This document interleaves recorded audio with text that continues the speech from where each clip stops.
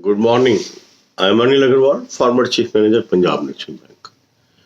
So this channel motto is right advice at right time.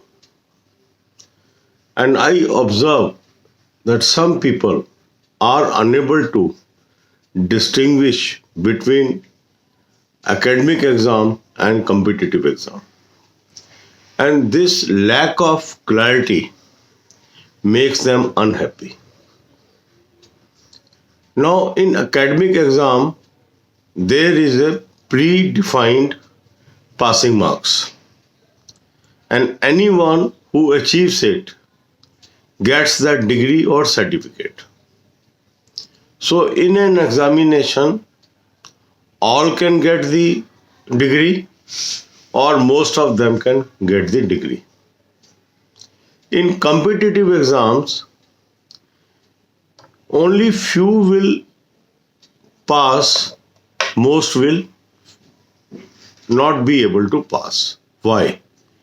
The number of selected candidates will always be equal to number of posts. Now say you appeared for SBI Junior Associate main examination, and for example say vacancies are 8,600 and 86,000 candidates have appeared for it. Okay? Say one question is asked that is very tough. Okay? Now, out of 80,000 people or 86,000 people, 10,000 people are able to answer it. 76,000 people are not able to answer it. Who is better candidate? The 10,000? The same question is placed before all the candidates. Some are able to answer, some are not able to answer. Who is ahead? Who is able to answer? Now let's take the second situation. The question is so bad, nobody has prepared it. All the 86,000 people are not able to answer it. Who is loser? No one. Who is loser? No one. Why? Because none of them has got the mark. And since none of them has got the mark, there is no disadvantage. Now the next problem will come when the same competition is held in two shifts.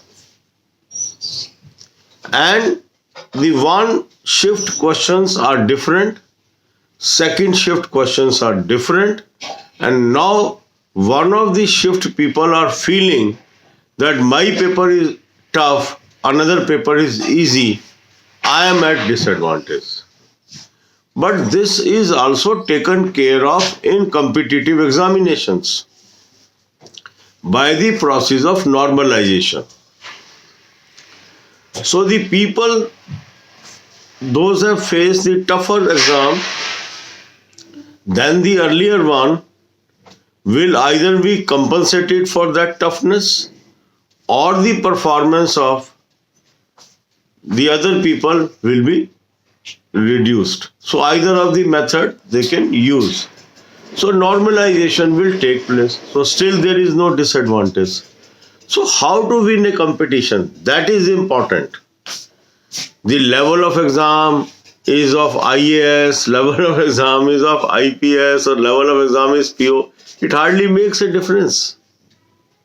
Because in the same competition, all of you are appearing. And there is no predetermined marks to cross it. So the level of examination is not going to affect the candidate ultimately. What is going to affect the candidate ultimately? Who outplaces the another candidate. That means out of this 86,000 candidates, who are 8,006 candidates, those are having better knowledge than others.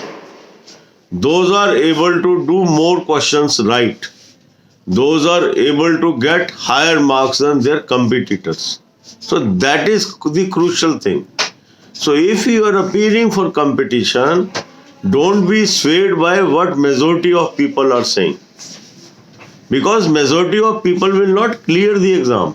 That is a harsh reality. The reality is only minority of people will clear the examination because 10 times people have appeared. So 1/10 of these people will clear the exam and 9/10 will not be able to clear the exam because in competition they are getting lesser score than 1/10. And that's why the noise of 9/10 is bigger than 1/10. The 1/10 people, those who have performed better, they keep low. They keep silent. The people, those who have performed not so well, they are very loud. Sometimes they may be reacting very sharply. And sometimes we feel that everything is lost. No. Nothing is lost. You have only lost a race. In race, someone will win, someone will remain second, someone will remain third. Our effort is to optimize our knowledge, to take our knowledge to a level I can outperform others. And that's why some people ask, how much is enough? How much is sufficient? I say nothing is enough, nothing is sufficient. Whatever I am advising you, I am only advising you to add knowledge on daily basis. So if you can add knowledge on daily basis, ultimately you will be ahead of others. So keep watching videos.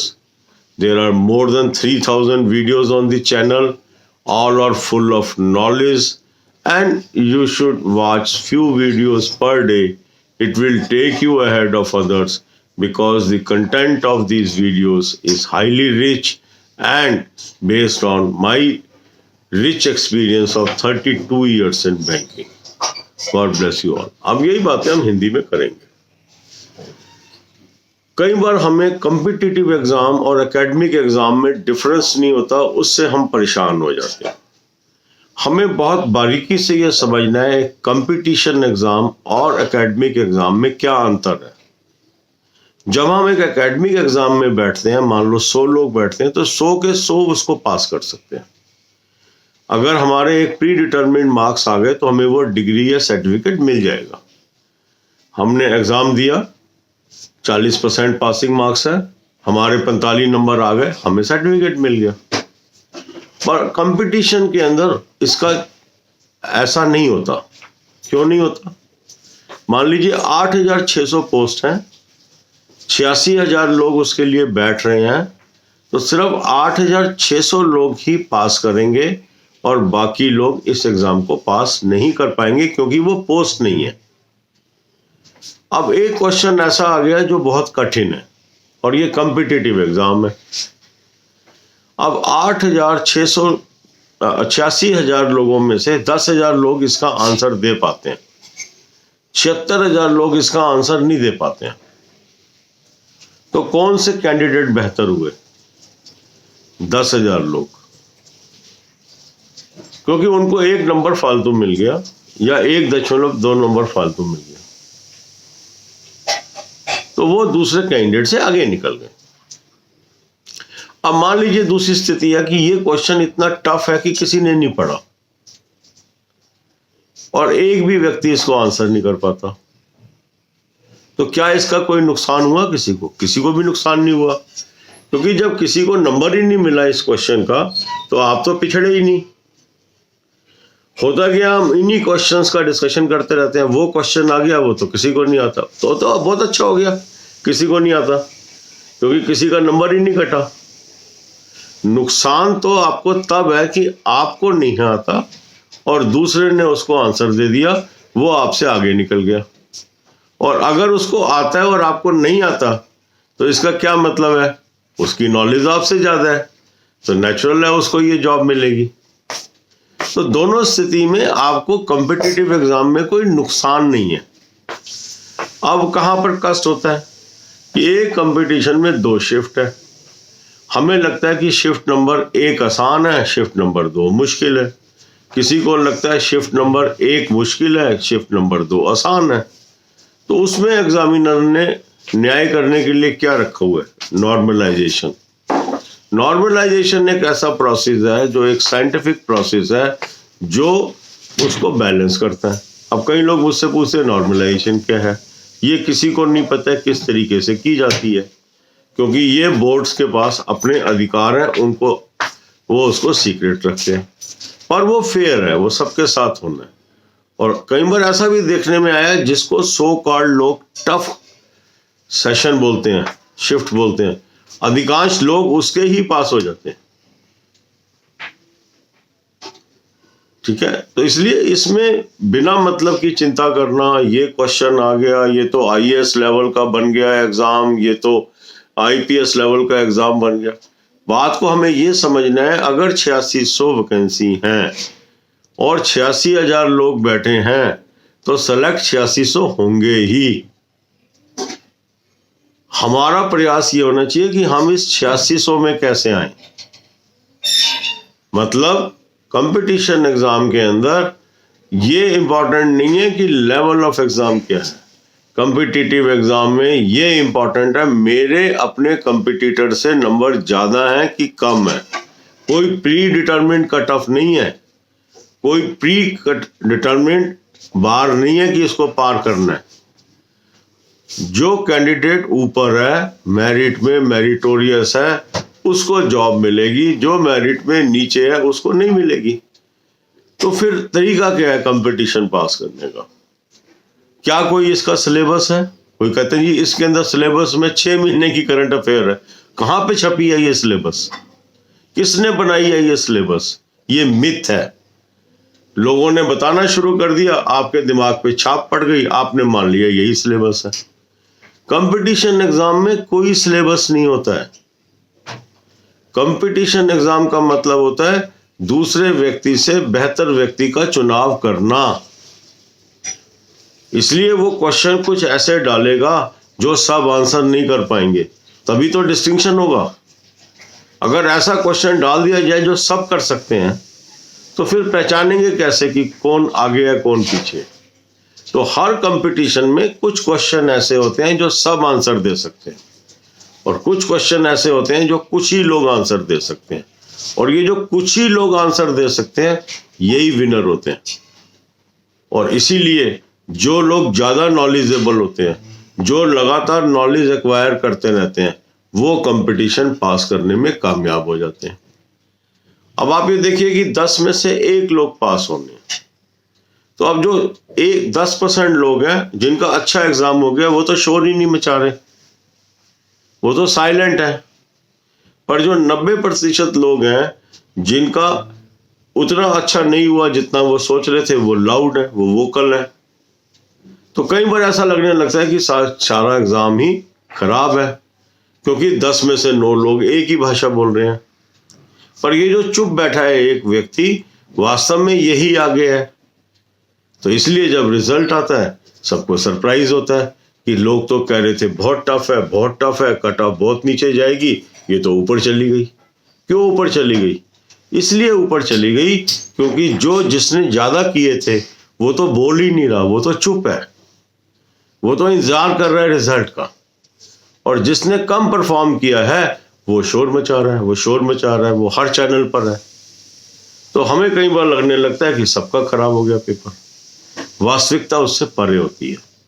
वास्तविकता यह है कि मुझे लगातार अपनी knowledge बढ़ाते रहना है ताकि मैं औरों से अच्छा परफॉर्म कर सकूं।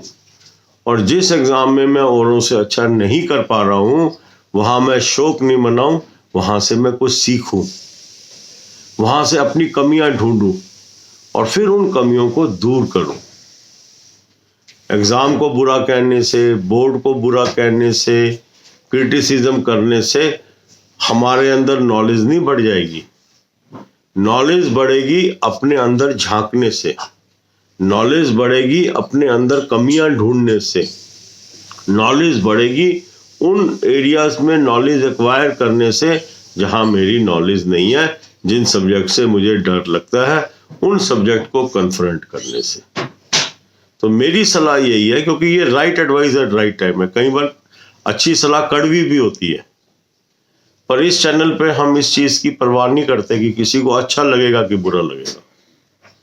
हम इस चीज की परवाह करते हैं उसके लिए फायदेमंद क्या है। कई बार कड़वी दवाई से भी आदमी ठीक होता है, पर जो आपका चीज कैरियर बनाएगी, जो चीज आपको आगे ले जाएगी, वो बातें हम बताते हैं। हो सकता है कई लोग आपको गलत राय देते रहे, आपको रोजी रोजी पिक्चर में रखते रहे, वो हमारा काम ही नहीं है। जो सच्चाई है उसका सामना हमें करना पड़ेगा और करना पड़ता है। जिस दिन रिजल्ट आता है उस दिन पता लगता है हम कितने पानी में हैं। ये दुनिया है, यहाँ जीतेगा वही जो आगे है। और आगे कौन है? जो नॉलेजेबल है। और नॉलेज कैसे आएगी? जब हम रोज पढ़ेंगे। और इसीलिए आपने देखा कि रोज सुबह उठ के मैं आपके लिए वीडियो बनाता हूँ, आपको काम पे लगाता हूँ, आपको मार्गदर्शन करता हूँ कि आज आपको क्या करना है। और उसके लिए मुझे आपसे ज़्यादा मेहनत करनी पड़ती है। जिन दिनों में एग्ज़ाम होते हैं ना, आप तो टायर्ड होते हो, मैं आपसे ज़्यादा टायर्ड हो जाता हूँ। पर मेरा एक ही उद्देश्य है कि जो मेरे चैनल के सब्सक्राइबर हैं, अधिक से अधिक लोगों को उनको नौकरी मिल जाए। हाँ, क्योंकि मेरे चैनल वालों की रेशो अच्छी हो जाए ये तो हो ही सकता है ना। कंपटीशन में 10% पास होने हैं, पर मेरे चैनल के तो 30% पास हो सकते हैं, 40% भी पास हो सकते हैं। God bless you all.